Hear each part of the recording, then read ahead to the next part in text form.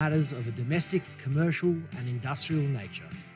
Please contact Igor Georgievsky for any of your electrical needs on 03 9333 0433 or visit www.ecapl.com.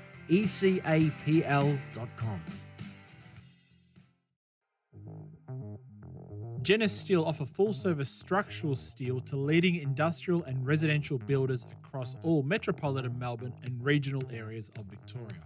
At Genis Steel, we take pride in our product, service and reputation. With over 40 years industry experience, Genis Steel manages all aspects of steel fabrication, from on-site measuring, in-house drafting, fabrication, through to full site installation.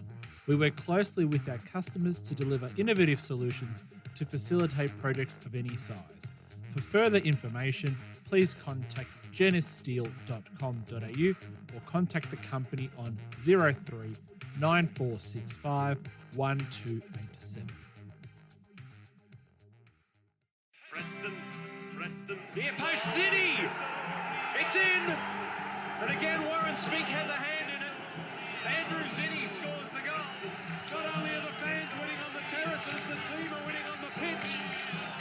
2 goals in 2 minutes. 2-1 up, Preston Macedonia, and we've got an invasion on. Crossfield ball for Taneski to try the spectacular. It's brilliant. Is it over the line? Yes. What's a goal from Alex Taneski?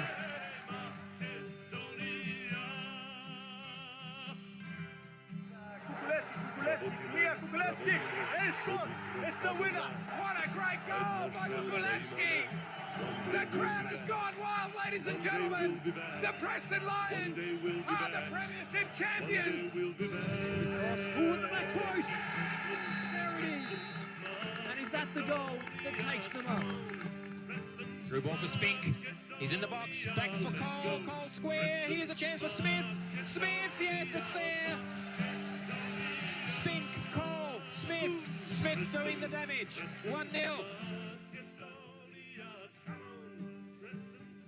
Good evening, ladies and gentlemen. Welcome to the Genis Steel Stadium Pavilion. I'm Josh Parrish. This is the Lions Den, back from a brief hiatus, and it's always important to check in with the leaders. The president in the United States every year gets up, does the State of the Union address. We thought about putting a solo camera on Dave here and making him talk for 3 hours with applause breaks, but we decided maybe the one-on-one interview was the way to go. Dave, how are you, mate? Sleep, mate? Yeah, good. Thanks for having me in. It's kind of weird sitting next to you, Josh. And I'm feeling very naked here with no table, no nothing in front of me. So go easy on me, big fella. Remember, we were friends once upon a time when we used to run this show together. But welcome to all the supporters out there. And, yeah, thank you for all the good work you're doing after, I think, had a break last week. You got a new job in the sporting world. Yes, jetted off to Sydney for training, but I am staying in Melbourne for that one, which is... Still doing a great job with Preston, man. Thank you for the great work you're doing for us. Yes, well, you are my former co-host. Also, recently started a new job as well as an emergency plumber, I hear, on Friday night. Yeah. It's kind of funny because I think the supporters out there are oblivious to everything that goes on at Clubland and the work that committee members and volunteers do behind the scenes. But not many people know this on Friday. I think a couple of us watched less than 10 minutes of the game. The plumbing in that new pavilion in the referees' room and opposition change room flooded and back flooded. And we had a little bit of the old proverbial shit everywhere, absolutely everywhere in the club room. So the players ran out, the referees ran out, there's nothing wrong. They ran out. 10 minutes later, team manager Zoki's lovely wife, Karina, said, Dave, we've got a problem. And the corridor, it had got to the corridor, so we lifted up the referees' bags. There was poo floating. And it went then from down the corridor into Melbourne City's change room and fully flooded theirs. Out the back door, out the front door, and here we were with mops and things. Didn't go into the Preston room, thank goodness. Might be a little bit of an omen in there. But I had a pair of brown shoes, not too dissimilar to these are the new ones I've got on tonight. But I went home. We got home well after 2-3 o'clock, a lot of us on Friday. And we had cleaners here all night sanitising and fixing, or sanitising. We had a plumber. Good on the plumber for coming down at that time of night. He worked all night. They identified the problem with cameras during the week, so we haven't been able to use it for showers and toilets. And council's hoping they found a broken pipe from the build, so they'll fix that up. And but yeah, the life of president. I was in there with the mop with Karina, stepping through the proverbial.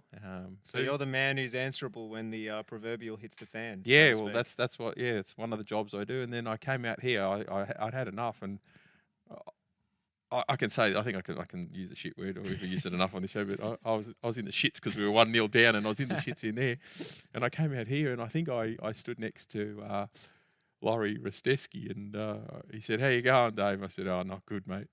And he had a bit of a chuckle with me, and then Peter Tanasowski was next to me. Davey's goal was disallowed, so I thought I'd have a bit of happiness, and then I go, "No, hopefully it's not one of those nights." And then, bang, it all just goes, bang, hits the net, and I think Pete jumped on the back of me, and I don't know what motions he was doing on me, but yeah, I think he was a bit excited, the boy. But that's what we do at Preston. We got to, we got through the night, and That's the power of Preston. It can bring people together even if they don't smell so good.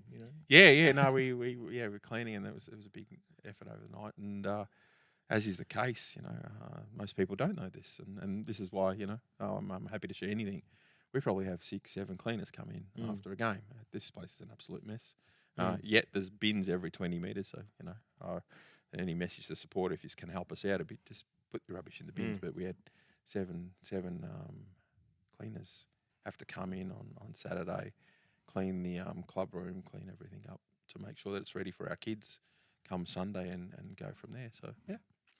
Well, it's a big job. Someone's going to do it.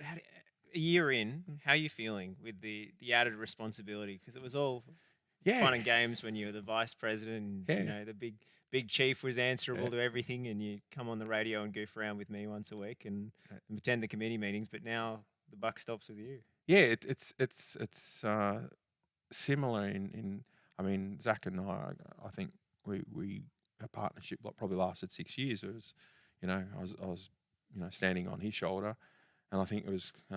He's got very big shoulders. To support you. So. But it was kind of a good little induction training program, 101 on how to become a president. And the two of us, still to this day, people don't realise. Most nights Zach and I'll have a chat. Most days, today I think I've spoken to him twice. Last night till late. We still continue as it was. It was just it was a good induction. We didn't mean to do it. So when Zach, mid last year said, "Hey Dave, I think I need a break," for good reasons after doing it for as long as he did it. I went to the committee, and the committee's overwhelming. Said, "Dave, you happy to take it?" And okay, let's see what it's like. To their credit, I think I was talking to Lou Stiz from the committee on Friday, and it might be a surprise to a lot of people, but the game days. We probably had close to 4,000 on Friday night. Everyone knows their job. We don't have a pre-game meeting or anything like that. So everyone knows their job. Everyone goes about doing it, and everyone has their back. And I use the example of the toilets. Karina got in there. Her jeans were covered. Her runners were covered. We do what we have to do, and that's what makes a club. The volunteers that help us. So many people come up and say, "Can we help you?" Many people would have seen the post, I think, a week and a half ago, of Johnny and Rob in here. Rob's been working on that for probably a good month. Russ had still cut it out. Wow. Had Giuliana Nicola down here one day. He just came out. He's mid-70s, just come and he was here all day helping cut out all the old steel. And when we got the new steel, and Johnny goes, "Hey, boys, I'll paint it for you." And that's the beauty of this club. People volunteering, people Pitching helping. And it makes our role as an executive easier to make the strategic decisions. And then on top of that, we've probably got I reckon there's another 12 to 20 people I rely on from the business world, from our business community, sporting community, who I really use as soundboards, and they're fantastic. They'll help in any way, and we'll talk a bit later. But tomorrow we've got Preston in Business as a full house tomorrow night, and there's a lot of good business people, a lot of intelligent people, who I'm more than happy to rely on. I'm not the smartest tool in the shed, but I'm not afraid to ask people. I have my own style, so it's been an interesting year. As I said, but the committee, the executive committee, meticulous, and a lot of people don't realise that there's been a sustained period of stability, even within the committee members. We might bring on 1-2 people a year, but the core group in there, when you think of it, from the Antonovsky brothers to Ange, who and Zach and Draghi and Lou and Alex, have been here for so long. In our meetings we've got Zocky. He was in here tonight getting ready for PIB. You saw him moving the tables. And you go right to the front door and all the way through. Climmy's on. I hope I haven't missed any of the guys, but it's just a good group of people. Why do we do it? Because you love the club. We love the club, mate. People don't realise some of us are spending 40, 50, 60 hours here, because it doesn't stop. Lou and Gordana, the junior coordinator, Jive, it doesn't stop with 350 junior kids. And games and fixtures and away teams and the odd issue you have to deal with. It doesn't stop. And it takes a village too. And if and everyone has skills that they can contribute to this place. Yeah. So just reach out. Absolutely. And I think the last few weeks we have a food night for the players. There's over 100 people, and we've got this new pavilion. It's beautiful, and we're starting to learn how to use it. We've got the function tomorrow. We had a lasagna night last night. We had burger night last week, Wednesday. So Palmer's the other night. Palmer's, yeah. So we'll start publicising that. But we're just trying to get used to what we have to do. I've never run a restaurant. I've not run a reception centre. We've got bookings for this place. We've had parties in here, and that's going to get bigger as the year pans out. We're serving on a Friday night anything up to 1,000 plus kebapi rolls and items with 20 people working for us. And none of us have. I've never run a restaurant. Alex. It is credit. Kind of Stefche, like I forgot Stefche. 4,000 seat restaurant, isn't it? Stefche Risteski's our shopping master. He goes and shops everything. Then they're in here making sure the cabbages and onions are cut, and things are done. So, it's a great little community. And as I always go, together we are Preston. It's such a good motto for us in this 75th year, because it's together. It's about everyone. You were here a couple of weeks ago, and I think what is the legacy I want to leave. I want everyone to feel like this is theirs and their home. We had the past players in one night, and looking at Con Opper standing in the middle of the ground, he's just in awe. His eyes were welling up, and he's just Stirs so up proud. all those memories. Yeah, and so emotions proud. when This, you walk out there. he was here from a little boy, and the players coming in to the supporters, the members, the pavilion members, and then you were here for the past presidents and committee dinner, and these people who span back 50, 60 years, some of them been on the committee, said, Dave, thank you for just inviting us. Many couldn't come and said thank you for being invited. We opened it to everyone. We had a meal, and we broke bread in some cases. I think some bread needed to be broken between some people, and ultimately, we are all Preston. If they like it, come. If you've got an issue with someone or with the club, well, I can't solve that. I can't be responsible for whatever's happened in the past. I can only be responsible for what we're doing at the moment, what we have done, and what we'll continue to do. Well, this night is about answering your most frequently asked questions. People come up to you and want to know things, and also getting a little insight behind the scenes. So if people have questions, get them in the comments, and we've got a little incentive. Got a beautiful Preston 75th anniversary scarf here for the best question. So I'll read them out. The merchandise is starting to roll in from overseas. And this is a lovely plush scarf. It's very warm. We gave a few of these out to our put it past around you, mate, presidents. for Yeah, all tonight. right. There you Well, go. I'll wear the prop. you So worn by me, match worn.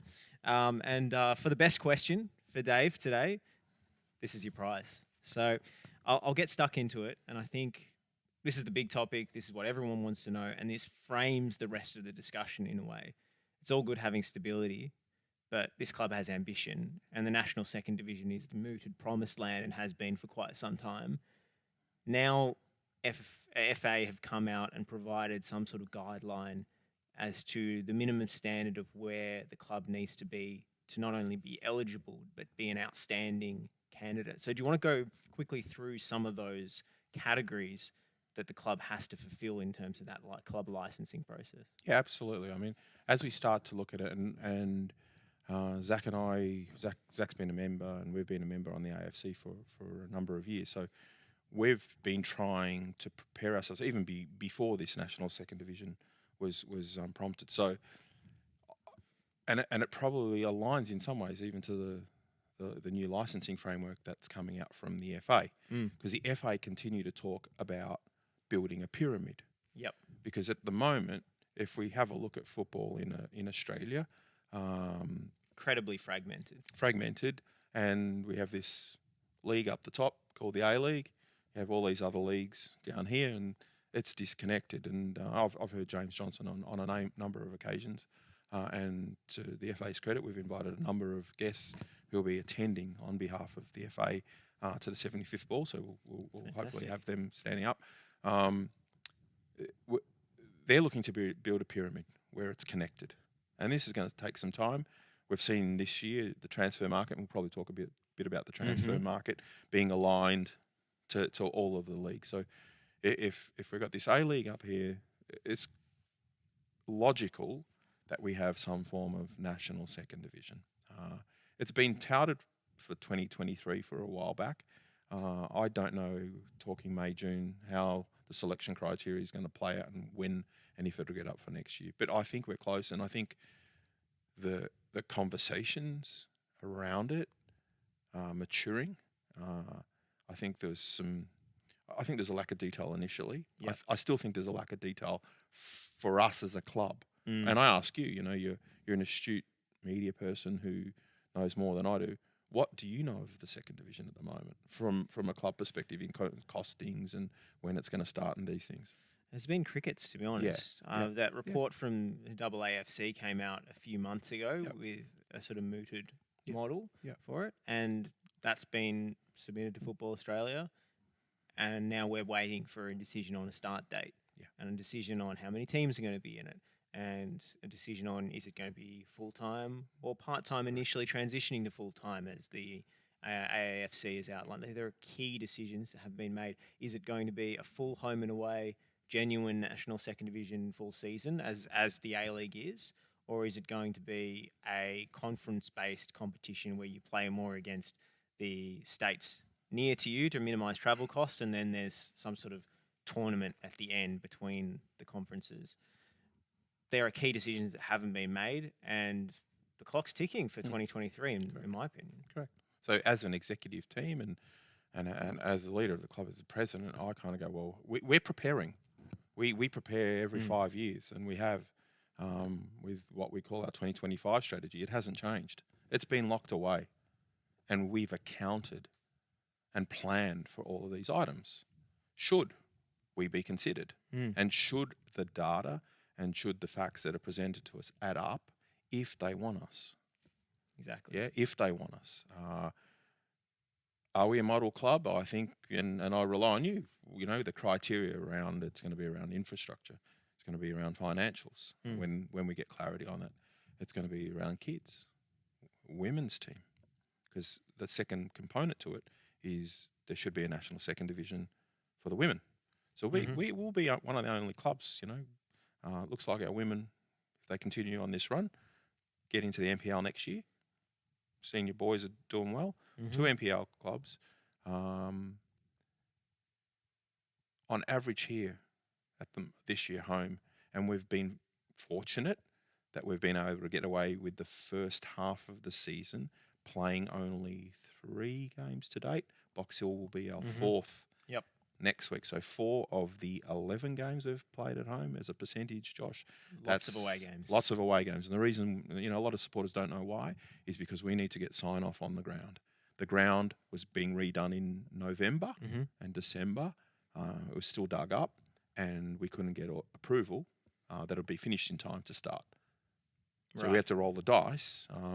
And I tell you what, Louis Artsiski, Capone and Dan Fodden have had to do a lot of planning to put this club in both the women and men's league in the top 2 positions in both, playing a hell of a lot of away games. And I say to you, as of this week, we play away to Ballarat on Saturday. Yep. We then go to Box Hill round 11. Yes. So including Box Hill, if my memory and my calculations are right, we'll have 8 home games. I think it's 8, 8 on the way home for these Preston supporters. So here. You've got a hell of a run in. Yes. So I won't call it a masterstroke because Artevsky and Fodder know what they've had to do behind the scenes to keep. So the heavily backloaded fixtures was a gamble in case the ground wasn't playable. You would have to. We couldn't get approval. Then you would have to move the minimum amount of fixtures. Correct. Yeah, and we thank Geelong. I always thank Geelong exactly because the ground was ready, and Geelong said, "Hey, we'll reverse the fixture to celebrate together." As a united community, so we thank them for that. So it takes us back to the second division discussion of, on average, anything from 3,800 to 4,500, 5,000 people here on a Friday night without an opposition team coming here capable of bringing a competitive opposition crowd. Yeah. Yeah. So put us in the league. Supporters. Put us in the league where, I want to play Marconi. I want to play if it's Sydney Olympic, if it's Brisbane Strikers or Adelaide City. Name the teams. South Melbourne here, close the doors. Yeah. We'll be 12, 13,000 people. We've had it in the past. Exactly. And that's the attitude rivalry and the tension actually draws more people, more home fans. We need rivalries, and we need mature rivalries with the right behaviour. And our people are absolute exemplary in their conduct, in the way they're behaving. We were out at George Cross, Sunshine George Cross, Caroline Springs, for the Western game. Yep. We had 2,000 people who were Preston supporters. Western knew it. Preston supporters. Mark Sultana from Caroline Springs, George Cross is just going, thank you. Preston people are here. The bar just spins all night. Yeah. And that's the power we have. And I actually heard the Whittlesea canteen staff talking as I was leaving, and like, have you counted the taking? And I said, not yet, but it's impressive. Yes, no, keeping the MPL3 economy afloat. Yeah, and the travelling roadshow that is Preston. And the powers that be must take this into account. If we are not the biggest club in Australia at the moment, outside of the A-League and probably including some A-League teams in terms of in terms of infrastructure, in terms of crowd, there's a lot for us to contribute, not only to our economy in this ecosystem, football ecosystem and the pyramid, but to opposition clubs. Because, we go down to South Melbourne or if we go down, if it's a Knights or whoever, you can have 4,000 or 5,000 people travelling. But the opposition clubs are probably going to say, oh, wow, let's have 3,000 or 4,000 of our own people, which will bring this rivalry back and bring this game to life. You see the life here. I do. That's what it's about. It's about, I think we're tracking at something 35 to 40% female attendance at games. And people are going, what are you guys doing? The rest of the football world, and we had Kingston versus Pascoe Vale here. We hosted them on Tuesday to help our friends down at Pascoe Vale out. And we probably had 400 or 500 non-Preston people here, and a lot of Preston people, having a look at the facility and going, wow, what a club. We're hosting games. We've got more games we'll be hosting and publishing them in the coming weeks to help other clubs out. And we'll have some more news. We're working on something for January that might see the whole of football in Australia come here and use this facility for a tournament. Wow. In the introduction, I'm in discussions. I hope they eventuate. But this club is on the map. It's up to us now to navigate through the myriad of challenges and sometimes the little things. There's just so many little things that you have to get fixed. Yeah. Does that answer your question? It does. It's the clear value proposition that Preston provides for this competition, whatever it looks like, if it exists. Because we're very short on details at this point. But what are the priorities? What are the improvements? What are the infrastructure priorities that are on the horizon? Yeah. Because I know you've got a presentation to council coming up. Yeah, it's right here, and I'll show.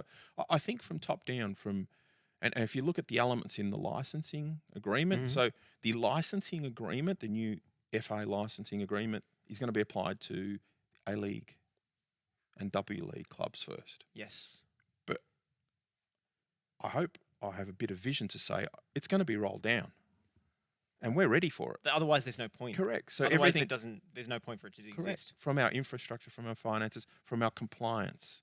Dobby, I miss Dobby before. Dobby Cvetkovski and Vass, our CFO, meticulous in every Coca-Cola that gets sold in here. We've got a new POS system. I need to stand up in December and report to these members out there and say, hey, here's the book. This is the money that came in. This is the money that went out. We're volunteers. Yeah. This is a community-based club. And the work that goes into that is just phenomenal. So compliance, development, youth development, player development, we need to work on that. We're continuing to work on it. Come from a long way back, but having 350 plus kids out there, former players coming back as coaches, technical directors, high performance people, it's come a long way. So then we come to the infrastructure element, and I'll just lean over and grab this. We need to work closely with government and with council, and we've been very fortunate to have an incredible relationship with the City of Darebin, and we thank them all the time. And I thank the Mayor, Lena Messina, was in here for the Melbourne victory game all night, and many of the supporters would have seen her. She served coffees from that little bar up the top all night. Amazing. Yeah. How are her barista skills? Mate, phenomenal. Tip my head to her, and then I get a call, probably thanks to Lena, that here's a scoop.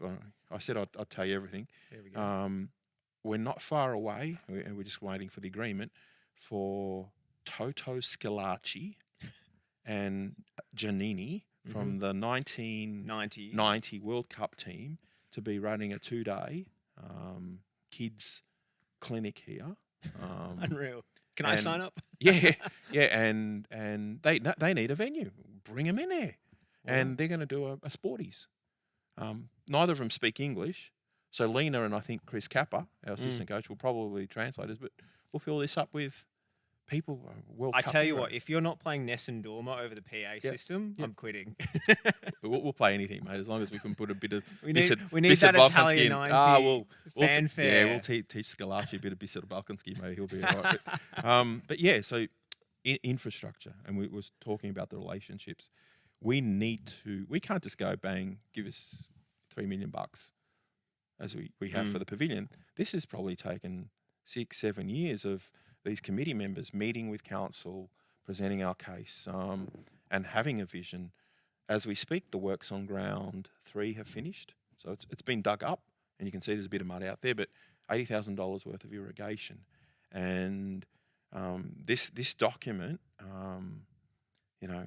it's dated March 2021. As you can see it's the BT Connor Reserve Football Field Synthetic Field Business Costing Study. We had the foresight, I think that's what it's called, foresight, vision, to in 2020, we've gone out and commissioned this study on the viability or feasibility study for synthetic fields in Darebin, because we feel like we need them, and we presented it to them.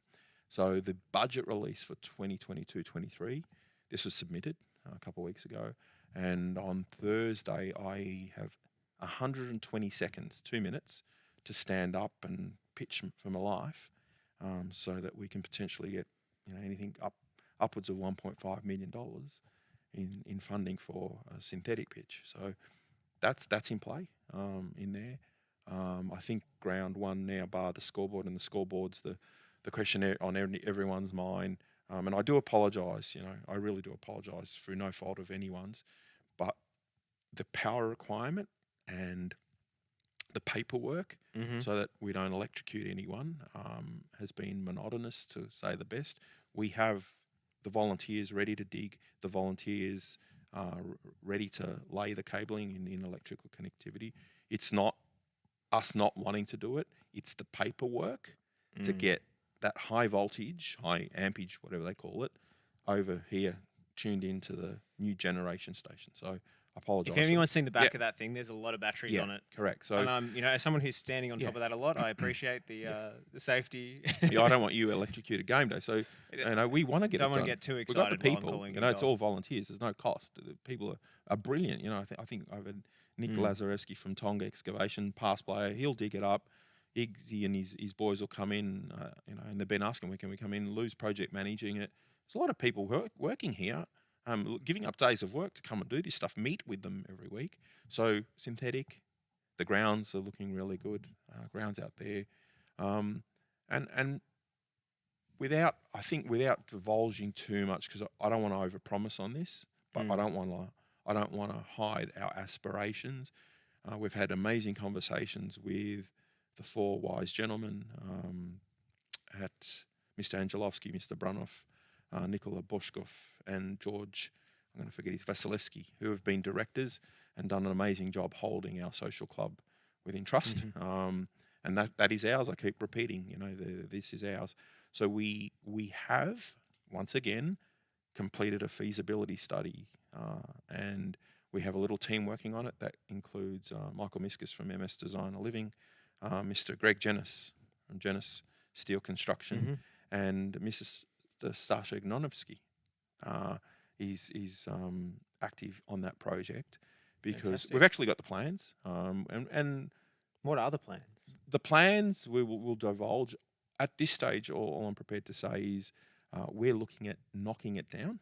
We're looking at the feasibility of knocking down the old social club, which is derelict at the moment, pretty much non-usable. It's too old. It's just been refurbed and turning it into a high-performance footballing centre, not just for Preston, but potentially the whole Northern Corridor, Northern Suburbs footballing fraternity to be able to come and have a 24-hour gym, custom-built footballing centre, however supported by a range of medical fraternity who can specialise in injury management, rehab, and recovery. So that's the plan. We've got to obviously put the feasibility study together like we have here. We need to present it so that it's viable.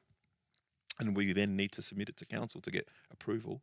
I think the easy bit for us is going to be the amazing support we have from the builders out there and the designers, you know. Michael Miskus, bang. Dave, I'll draw it up for you. John Kirakides, GTA Design, who's always helping. Hey, I'll work on the car parking and limiting, you know, the car parking on the site versus using the outside car parking. Sasha's saying, hey, I've seen best practice global football resources around the world. Let me look at how we set it up internally. And Mr. G.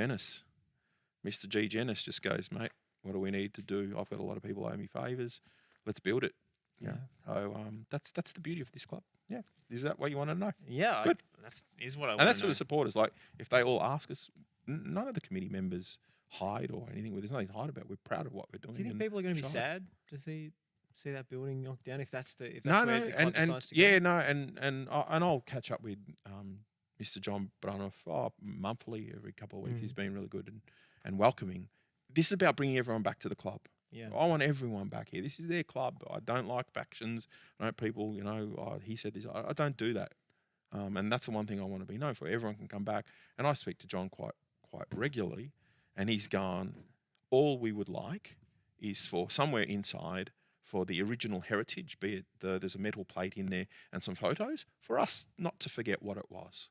So to have a kind of shrine, a tribute We'll to... have a sophisticated, you know, if we get down that track, you know, Nikola Boshkov's Giuliana, you know, you see him here every training night. He's jumping at the bit. When are we starting? When are we bulldozing? What can I do? You know, it's a nice thing. But we will honour. We've always got to honour the past. We'll probably have an announcement, I'm hoping maybe in the next couple of months, even about the pavilion and on how we're going to honour the past. And that's the message for this year. that we set as a committee heading into the 75th. This is about honouring the pioneers of this club and the pioneers who have worked tirelessly, not just those at 1947 that started it, but those that have worked tirelessly to the current day. We're all pioneers and people pioneers, and I think we need to celebrate that as a club. Yeah. You know, everything from the presidents to the committees to the volunteers to the players to everyone that's been here. This is a celebration this year of it, and I'll get you to just pass. It's probably a good segue because you know, people go, Dave, what's the role like? Well, for all the things that we do, you know, sometimes I'm even proud to be doing this stuff. Tomorrow, I'll be attending the funeral of Mr. Peter Daniels. Mr. Peter Daniels is father, as we say in Macedonian, Bogdor Prosti. As you can see, you know, we've got a Guernsey. We'll be presenting to the family tomorrow. I'll go down and present that to the family at the funeral. But his father was the president as well. So it's doing the right thing. Do the right thing by the kids, by the women, by the men's team and the supporters. Well, the scoreboard, people are asking about it. Yes. Is there a date? There is a date. I'm not going to say a date because I think we've gone a couple of times. Let's loosely. When's our first home game of the second half of the season? We'll go North Sunshine. North Sunshine home on a Friday night would be nice. Would be, wouldn't it? But I'm not committing to it because I'm not burning myself. But North Sunshine on a Friday night would be a good way to light this place up. But before the end of the season. That's the plan. Okay. That's the plan. All right. Maybe you need to get Mr. Utsevsky in here and maybe get him in next week and you can do one of these. Okay. Naked and what are we going to call it? Up front and naked or something like that. But yeah. Hey, it's election season, right? I've got to pin you down on the details. Yeah, no, I'm not tackling any little kids. The punters won't let me hear the end of it unless I ask. No. So, what haven't we covered here? MPL juniors. Yeah. You know, where are we on that? Because that's a goal for the club and has been for some time. I think you said crickets before from the FA. Cricket's from the FE at the moment. Mm. So I'm in the process of trying to reach out and have conversations about where it's at. We're hearing different things, but you know, as you speak, you know, Jiva's just walked in, 350 kids, 4 grounds, 2 mini roos. You know, we're ready. We're ready. If that once again is a viable option. If it's a viable option, yeah. Because that's the other thing. We're talking about, you know, National Second Division and whether, you know, the club is ready for it. It's also whether it's good for the club if we think it's a viable proposition. There's a lot of advantages and disadvantages to an MPL license and limitations. Yeah, would we like to have one? Of course, we will put our hat in the ring and we'll do a good job. But and that's because there are costs involved with that. Absolutely, you know, your kids' fees first and foremost go up double from what we are at the moment to then start justifying spend on coaches and that's something everyone bangs on about is the cost of playing the game as well. So we have to make. How many clubs do you think in MPL land are not running it properly because they just can't? They're killing each other. Yeah, they put too many in the same area. Some teams are getting beaten 14, 15-0, don't have enough kids. And the powerhouses, there's some powerhouse junior MPL clubs, are getting more powerful. Yeah, I think the competition was watered down at a certain point where it didn't become as elite a program as it maybe should have been. So just having the name on the door. Correct. Well, you got the wave of these academy teams now. So these academy teams have started to raise their head. So, you know, we need some direction. We need some direction, and I'm hoping that the bodies provide that direction. We were of the opinion, information that it was going to happen, you know, first, second quarter. There's only a week and a half to go the second quarter this year. So hopefully it happens soon, and we have planned for it, and we have built. So for all of these projects, just so the supporters know, and then they'll be coming together the next couple of weeks, we have, as I said earlier on, there's probably around about 15 odd advisors that are not committee members that put their hand up with their set of expertise. You know, and we've got everything from policing. I've got a policing advisor who advises, and that's an internal person, right through to, you know, engineering, fiscal, the whole way through to strategy. The brains trust. The brains trust, you know, the writing of the strategy. So the more people we can leverage, the intelligence, the IP, that's what's making us a strong club. People going, why are you a strong club? Well, that's why we're leveraging the intelligence and the IP of the capable people in here, rather than me going around saying it's going to be my way. It's going to be because I'm a Dumbo, buddy. So I rely on the good ideas of other people. I just put in this mouth and articulate it out. So a lot of people are laughing at me at the moment, knowing I'm probably saying things that they told me. So that's all good. So just for people who joined late, this scarf is on offer. Best question to the Prez.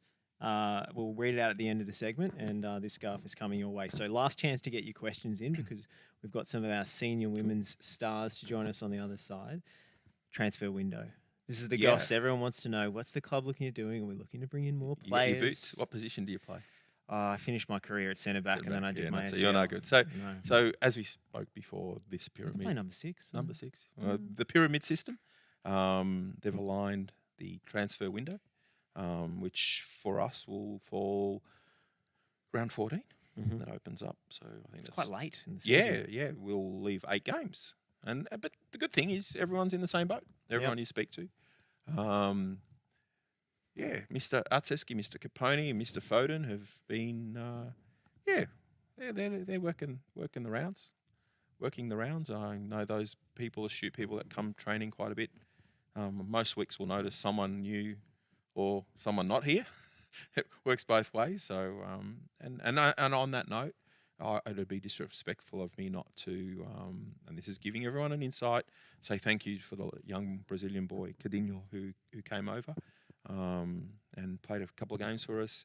He, not many people would know, and this is once again another thing that we as a club, and I really thank his manager as well for the support that he gave him. But after the Whittlesea game, he came on as a substitute. He fell ill and was hospitalised. Oh, wow. So as a club, we had to deal with one of our players hospitalised. So all the conspiracy theorists out there, we worked with his manager, who did a great job of ensuring the boys' health and well-being was the priority. Yep. Let's take care of our people first. And the decision was made with Cadinho and his family that probably the best place for him would be to go back home to Brazil and recover. So, it's as simple as that. But it's a real shame. we'll see what happens over the next few weeks. Not easy to be a million miles from home and not speaking a word of English and be ill. And not even full stop without the illness. So when the player agents start circling BT Connor Reserve, you know something's going to be happening. We're round 10 this week. Mate, you should see some of the Instagram messages we're getting. There's a lot of players having their services offered. Yes. I there was a new boy training last night who just walked in the door, but I won't out him. But they just Asen. Yeah, Asen. Exactly. What a signing. Round 3, 4. Just before we played Victory. So. Before we played Victory, which was his old team. Ursum Gullum, big shout out to Big Urs, who's absolutely still brilliant with us. Absolute professional and great bloke, recovering from his injury. Goes down. Melbourne Victory, Monday night. Mr. Otsevsky, the phone rings. Do you want a central defender from Melbourne Victory under 21? Yep. So for us to sign. Able to sign him out of the window. Yeah. Trains Monday, trains Wednesday. Everyone saw what he did on the Friday and has done since. So a great acquisition for Alto. A real coach's player, Ace. Yeah, he puts his head down and works. Left-sided, beautiful flat passes. Yeah. Beautiful boy to have around the club. And I've always used the term the fabric of the club. The fabric of the club is seeing our women in here and our men in here hoeing into a Parma or a burger and even I think Tuesday night, Tomohito and Kiwa came down with a coffee. Wasn't their game and just came and watched the game. So it's just nice. That's what a club is. People coming down, enjoying it, having a bit of drink. Going through a lot of raki at the moment, but that's okay. We've got a supplier, and I've got to thank. It's cold. We've got a supplier. Ooh. I've got to do a shout out. Thank you to 36S, to John Lewis and his brother from Adelaide. Anyone wanting to buy raki out there, I think they're starting to stock it in Dan Murphy. They have sent us 6 bottles for the club. So we're going to start stocking it behind the bar. 36S. Nice fine drop of raki will put some hair on your chest, mate. We always get Tarakiu now, I think. I can loosen up a bit still. But thank you to the boys from John from 36S. It was a very generous gift to say, hey, it's a tradition in Macedonia when you have a new house, that people come around, and he said, hey, I want to welcome your people and generate some revenue for you and donate 6 bottles of beautiful product. So, Are they throwing in 1 bottle for Butker's hamstrings is what I want to know. mate, we'll do whatever we have to do. I believe wasn't here last night. I missed training last night, and I'll explain why I missed training last night. I very rarely miss, but Butker would be ready to go. I'm looking down the back there at the team manager. He's been Zoki. Butker, yes, no.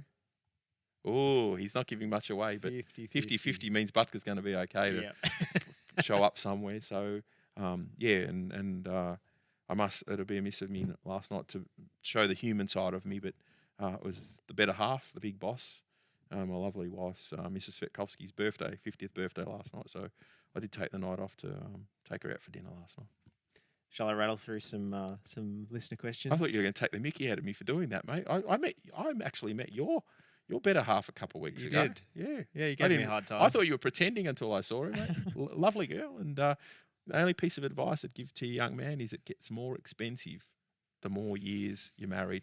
So yesterday cost me a lot of money for the 50th birthday that I never spent when I was 21, 22. So, think wisely before you go down that track. Anyway. Yeah, it's I've managed to put it off. She's in Canberra. I'm just trying to put you off from probing me more, mate. I'll rattle through some run questions. my themes. Yeah, no, good. Okay. Before we go to a break. We had a couple of people ask about the scoreboard. Yep. Sash says, Dave, when are you going to tidy up and cut the grass behind the goals? Which goals are tidied? Cut the grass behind the goals. I'll speak to council. I'll go for a walk around. I don't know which goals they're talking about, but it gets cut. The main thing is Wednesday, Friday, ground 1 gets cut properly. But there's a lot of works on the outside. Should be cut around the outside, but I'll have a look around. But thank you. For anyone like that, please come up and talk to us, because sometimes we're so oblivious to little things that we can miss them. We can absolutely miss them. Clearly, the driveway's been a godsend with us being able to walk in and walk out of our beautiful stadium and drive in, drive out. We only use the delivery guys to drive in, so we don't even drive our own cars in. But it's nice to have it. Also wondering when you're going to wear a suit on match day? Never. No? Yeah, never. I'm not that type of bloke. I'll suit up for the ball. The ball, 18th of June. Sells out within 24 hours. I apologise to people out there. There's a reserve list. There's a massive reserve list of 60 or 70 people, and I've been telling them it's not going to happen.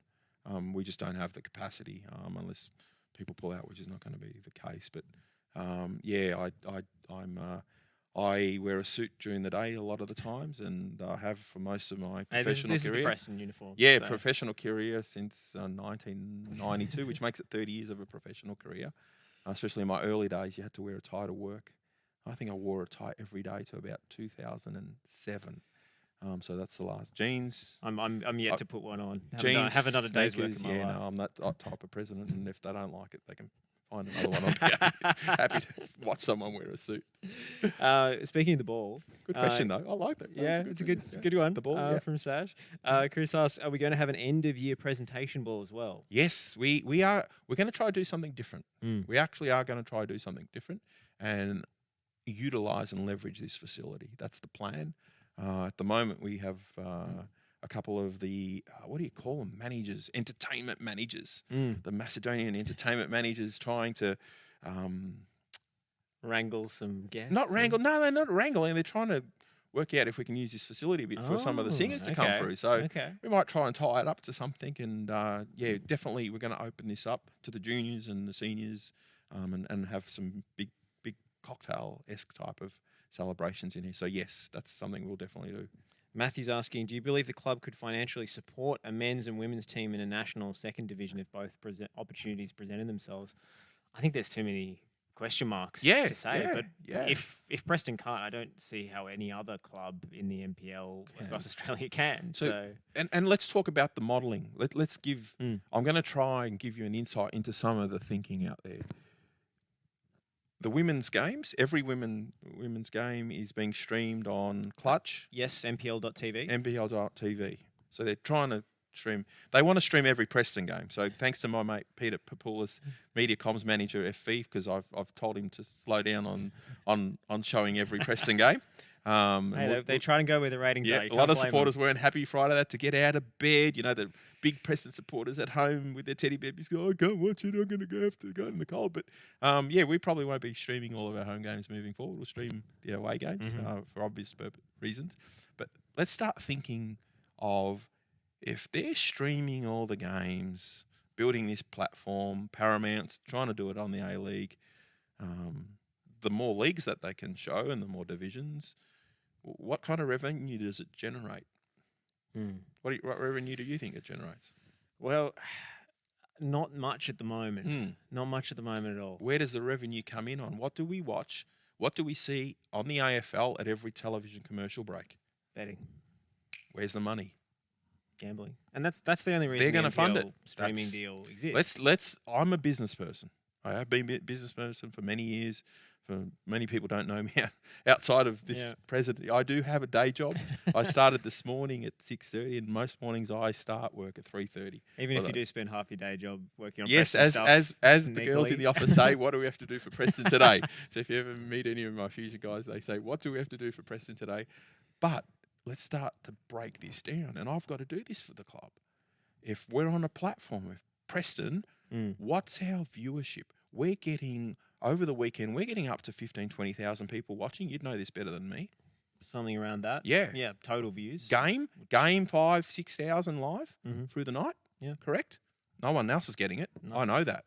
So if we're getting those figures and people are watching it, and this has been put on a platform, and the football aficionados who have to make these decisions want to be able to put a product together to showcase football, well, there's the model club. Yeah. Ratings. It's all about ratings. Why do they put, who plays Anzac Day? Collingwood, Essendon. Exactly. Yep. So they put them on Anzac Day. Sell out the stadium, television rights. Beautiful, but the Blue Boys are coming, Matt. So they're going to put more the answer to Matthew's question is we don't know because we don't know what the model looks like. But if anyone can, Preston can. We hope we can, and we'll look at. We're not going to make a silly decision to put this club backwards or to send it to the garbage. And we have the right people, the fiscal experts.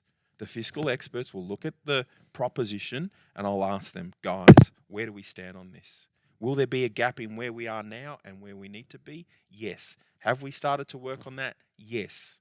Can we close the gap ourselves? In many ways, we do have the people, potentially. But what's the proposition? And we'll make informed decisions based on that proposition.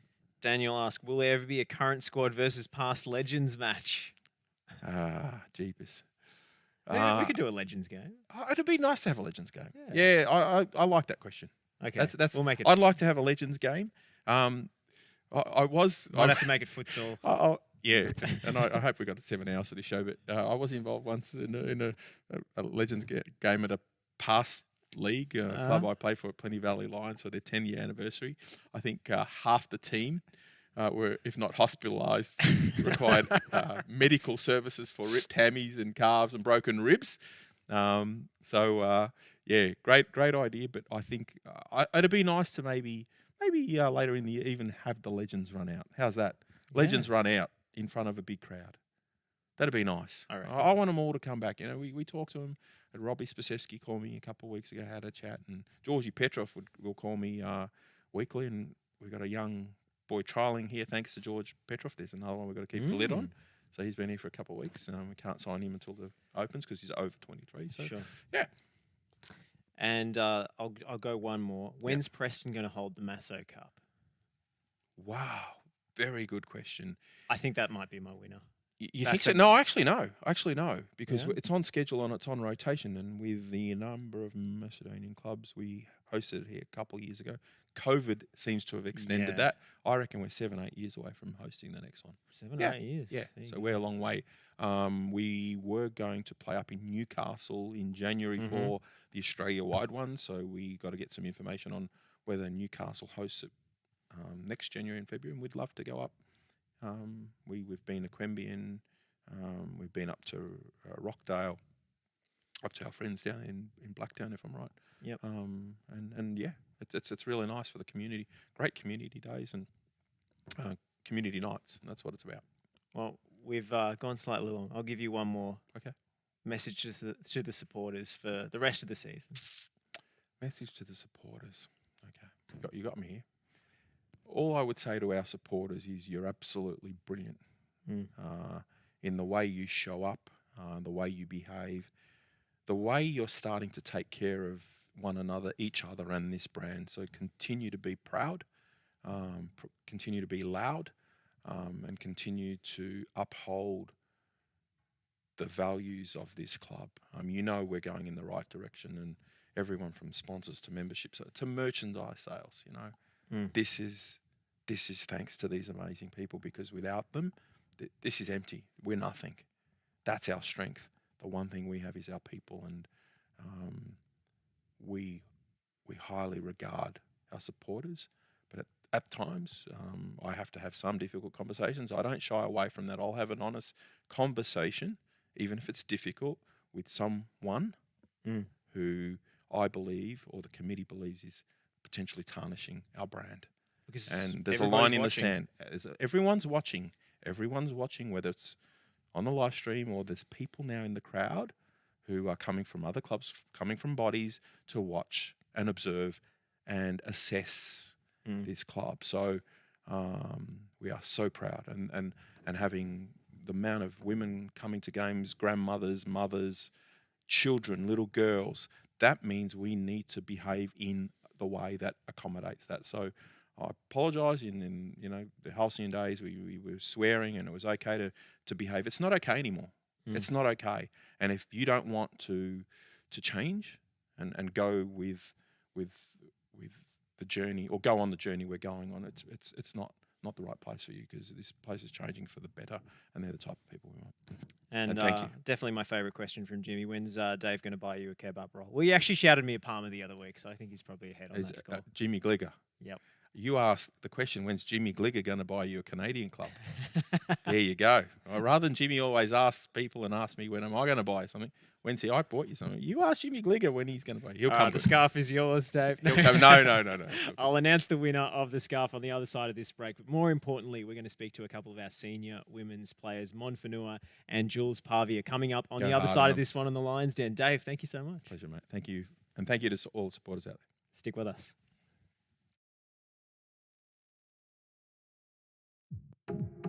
MS Designer Living specialise in architectural design and construction of new homes, unit developments, extensions, renovations and commercial buildings. They are located at 14 to 19 Enterprise Drive, Bundoora, and can be contacted on 03 94 67 6954. MS Designer Living.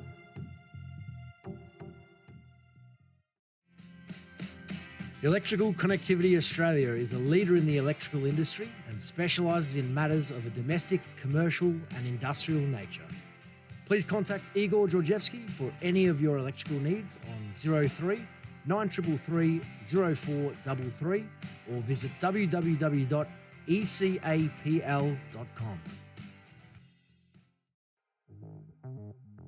Genis Steel offer full-service structural steel to leading industrial and residential builders across all metropolitan Melbourne and regional areas of Victoria. At Genis Steel, we take pride in our product, service and reputation.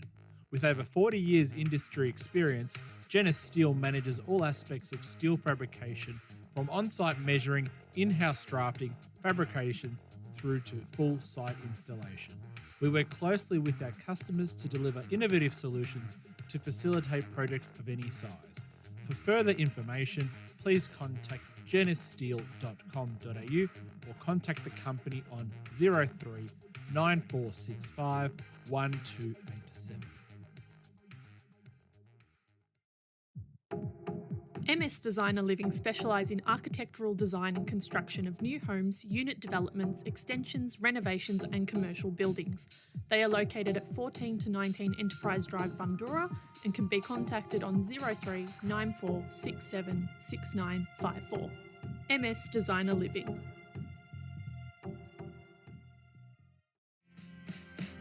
Electrical Connectivity Australia is a leader in the electrical industry and specialises in matters of a domestic, commercial and industrial nature.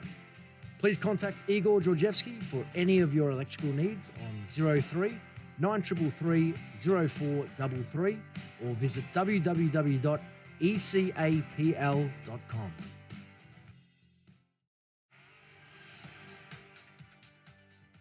You're listening to The Lion's Den on FNR Football Nation Radio. Welcome back to the Lions Den here on FNR Football Nation Radio and the Preston Lions Facebook page. And we've been kept waiting, kept in suspense by David Cvetkovski's State of the Union address. But we are going to catch up with a couple of our senior women's stars, Jules Pavia and Mon Fonua. Welcome to you both. Thank you. Thank you. So, weekend's game, disappointing result. What happened? Yeah, it wasn't a good performance. Look, to be honest, I just think the women, like just as a team, didn't show up. I think Casey wanted it more than we did. I don't know, maybe we've been used to, winning. And we just didn't show up because of that. But we just didn't put in on the day. Sometimes teams have off days. Yeah. It happens, and anyone can beat anyone in this league. We saw it in the Knights game where point at the death, but you guys dominated that one. Was it a different story against Casey? Yeah, I think mostly we had a lot of possession and stuff. We just couldn't finish. And I mean, teams like Casey and I think a lot of the teams that we're going to come up against in the next few weeks, they kind of just parked the bus, especially once they got that goal. They just played a completely defensive game. And then it was just really hard to then get behind, now they have 10 players behind the ball every time. It was really hard to kind of break that down. But, I mean, we had, I think Daniel said we had 3 shots on goal as opposed to every other week when it's been, 15, 20 on goal. So we just couldn't really kind of get that end third happening. Well, that's what you're going to encounter this season. Is everyone wants to beat Preston. Yeah. When the circus rolls into town, everyone's going to raise their game, play differently against you. As you say, park the bus, try and make it because they know what they're in for. Yep. And so that's what you got a target on your backs this season. Yeah, literally. And I mean, it's good in a way because hopefully we step up each week and, Daniel keeps changing our style of play to whoever we're, I suppose, coming up against each week, which is good. It gives us, I suppose, a little bit more of an edge sometimes because, we do have the ability to play different styles of football each week. So that's good. But then, it's also a bit annoying each week when, you do come up against teams who play really defensively and it's you just have to try and find a way through that. So it's a bit of an exercise in patience sometimes, I imagine. Yes, absolutely. Yeah. Well, Mon, we haven't had you on the show before. So tell us a little bit about yourself. I know this isn't your preferred environment, live radio, but just relax. Give us a little bit of a sense of you and what you bring to the team. I don't know. Tell us about your football journey, first of all. Where did it all start for you? Just started, I guess, in the local club back at Altona City. I think ever since I could really walk, that's when I played. But yeah, I've moved around to a couple clubs. I think we've been at South Melbourne, Heidelberg, Southern. And you say we.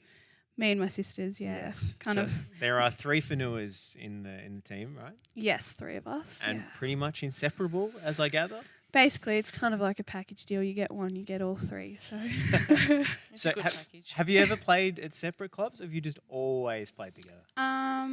No, we've generally all played at the same club. Just with the age differences, it's always been a bit different. But as of the last couple of years, we've all played in the same team. Yeah. What's it like playing with your sisters? Good and bad, I guess. It's good to have a laugh, but it's definitely a bit more full on, especially if you do something wrong.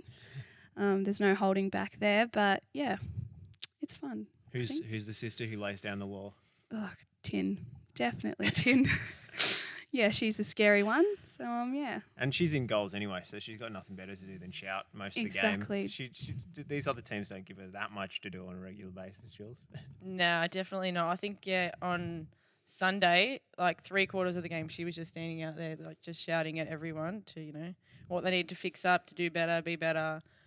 Yeah, she spends a lot of time. But it's actually really good. Like a lot of the time, sometimes you kind of get stuck and it's like, do I listen to Tin or do I listen to Dan? Like, who's giving the right advice right now and stuff? Yeah, but she's like, she gives really good advice being in goals, yeah.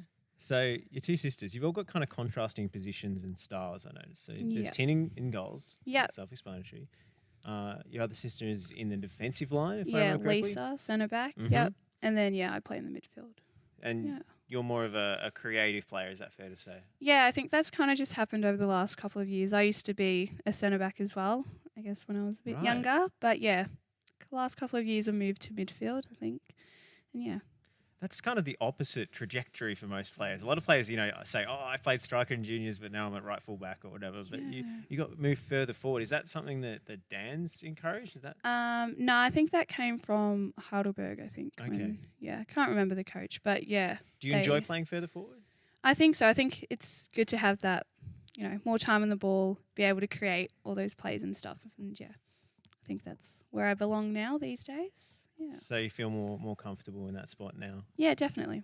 And you've got some pretty good creative players alongside you this season. Lexi's come over. Yeah. Obviously, Mary, everyone knows what Miri can do. of course. And yes. then, if all else fails, kick it to Kiwa, right? Yeah, of course. Just give it to her, let her take on the whole team. We'll be right. Yeah. Well, hopefully it's slightly more sophisticated than that. But, Yeah, it's good. so what's the family dynamic like after a game?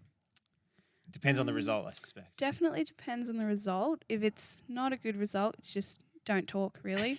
Really? Yeah. Unless it's, me and Lisa will joke about it, but yeah, definitely don't talk to Tid or my mother. But yeah.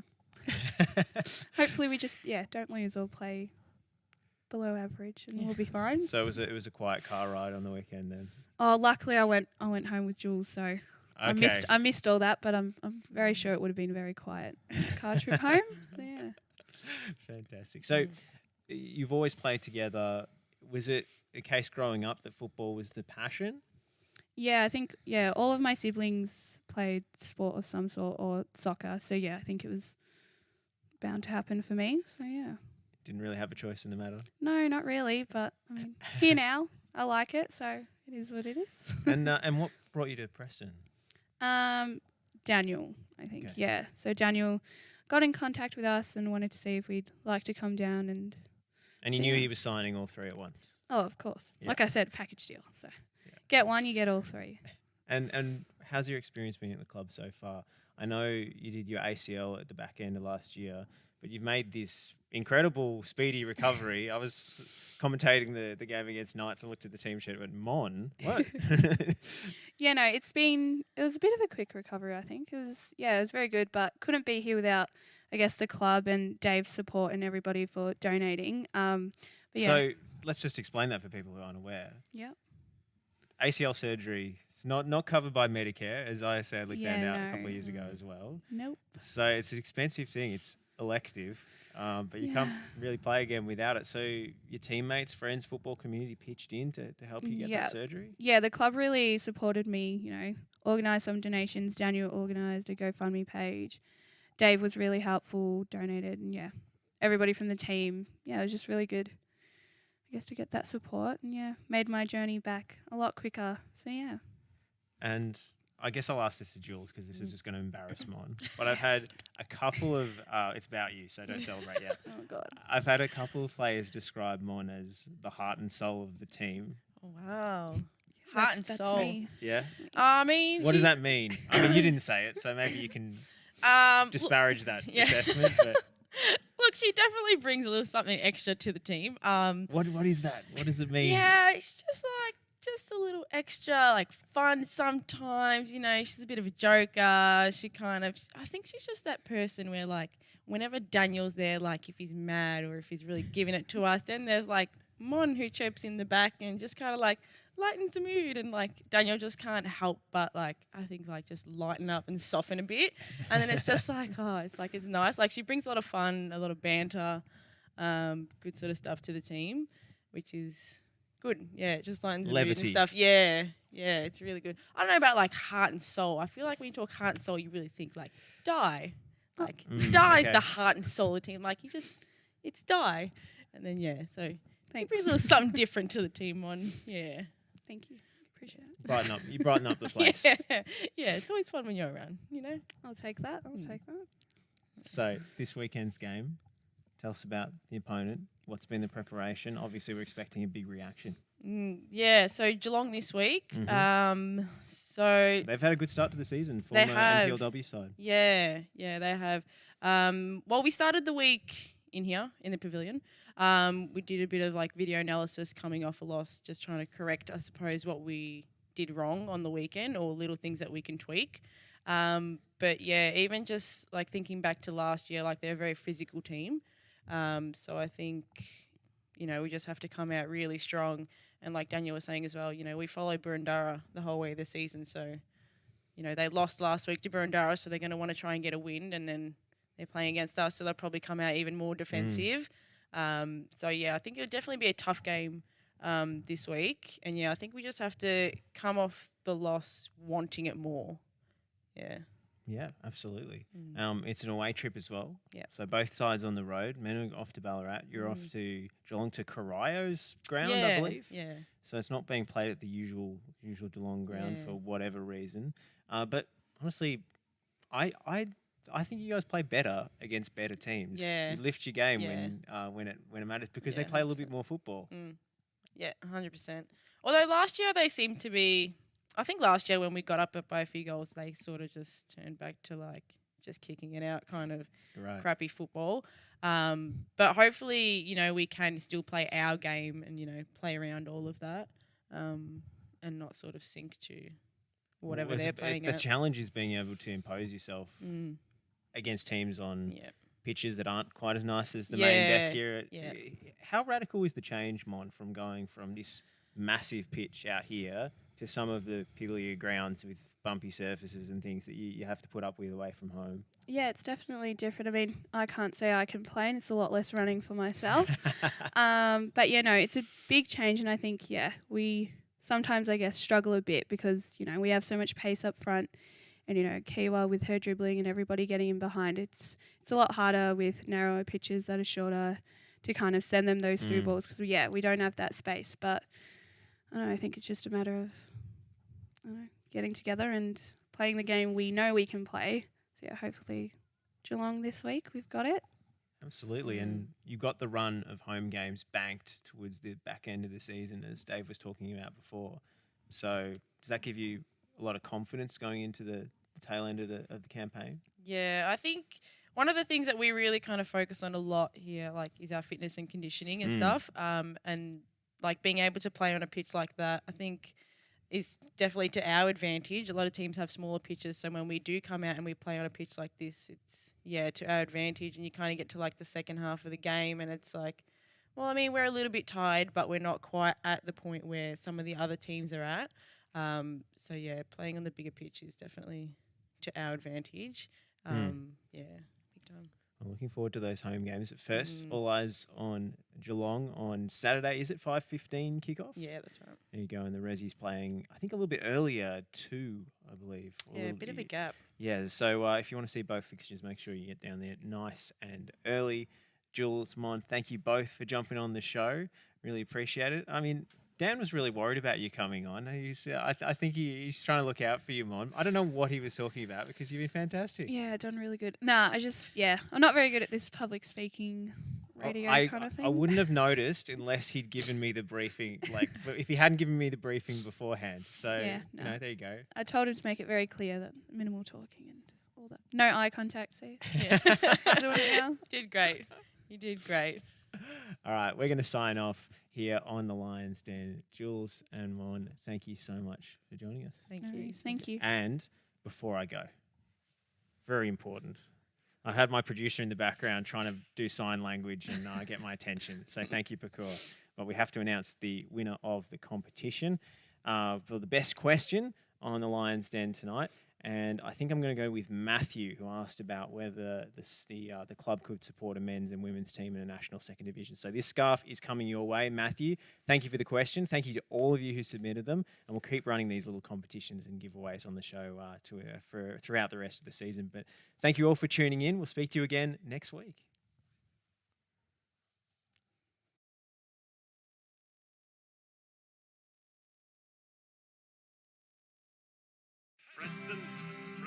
Near post City.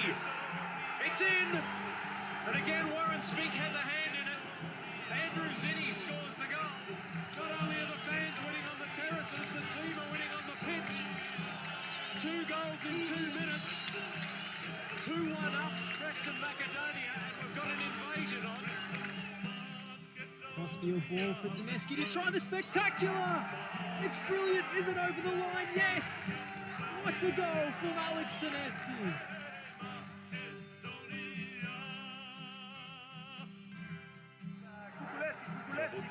Kukulevski, he scored. It's the winner. What a great goal by Kukulevski. The crowd has gone wild, ladies and gentlemen.